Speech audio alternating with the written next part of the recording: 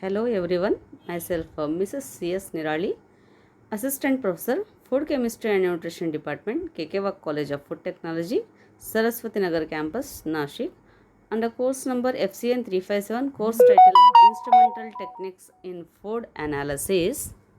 Today we will see regarding experiment number 3, title Identification of Sugars in Fruit Juice using Thin Layer Chromatography. That is nothing but our well known TLC. Aim of our practical, it is to identify sugars in fruit juices using thin layer chromatography technique.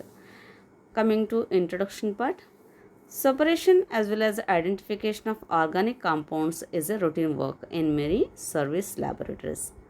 TLC is easy technique to adapt for the said purpose. It is highly useful in research laboratories to separate, identify and characterize unknown compounds, organic compounds, lipids, etc. They are get separated by TLC. The greater advantage of TLC is the speed at which separation is required achieved when volatile solvents are used. The time required to effect the separation is only about 30 minutes, and with non-volatile solvents it is seldom longer than 90 minutes. Means it consumes a less time compared to any other technique. Coming to principle, TLC is similar to that of column chromatography. That is nothing but the basic principle behind TLC is adsorption chromatography. In the adsorption process, the solute competes with the solvents for the surface side of the absorbent. Depending on the distribution coefficients, the compounds are distributed on the surface of the absorbent. Of course, in TLC partition, it is also not ruled out.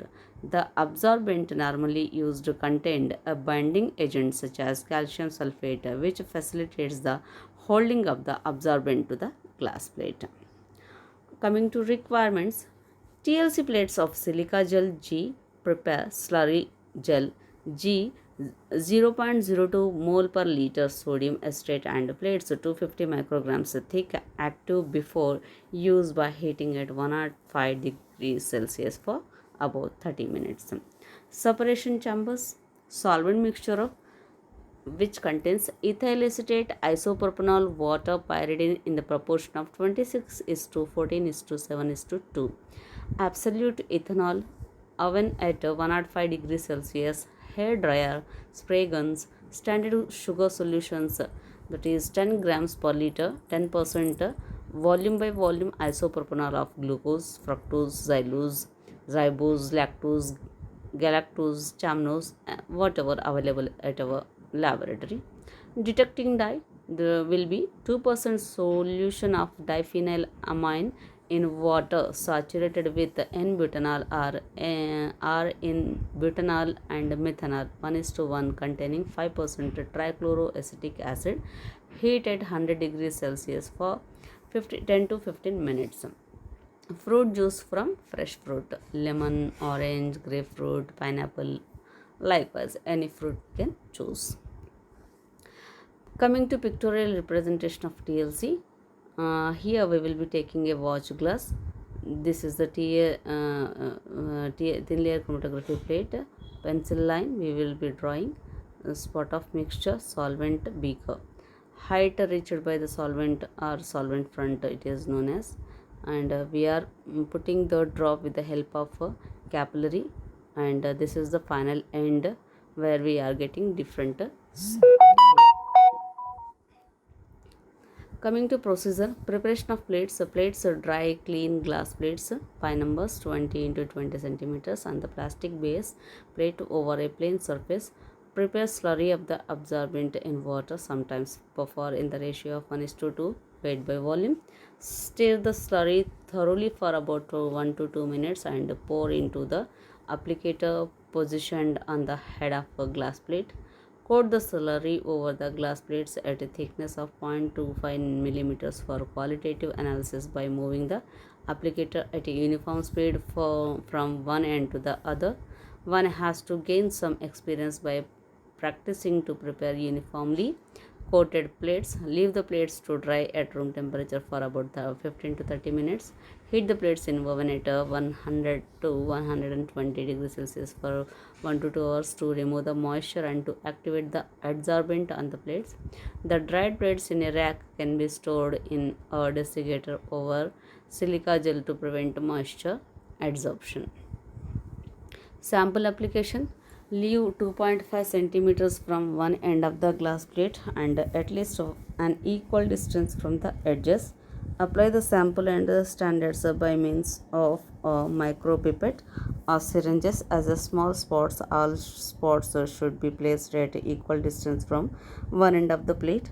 See that the adsorbent does not flake off at the sample application point. Measured volumes are applied for quantitative analysis.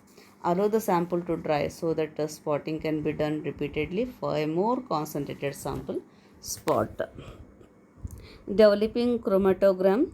Pour the developing solvent into the tank to a depth of 1.5 centimeters. Allow it to stand for at least an hour with a cover plate over the top of the tank to ensure that the atmosphere within tank becomes saturated with the solvent vapor.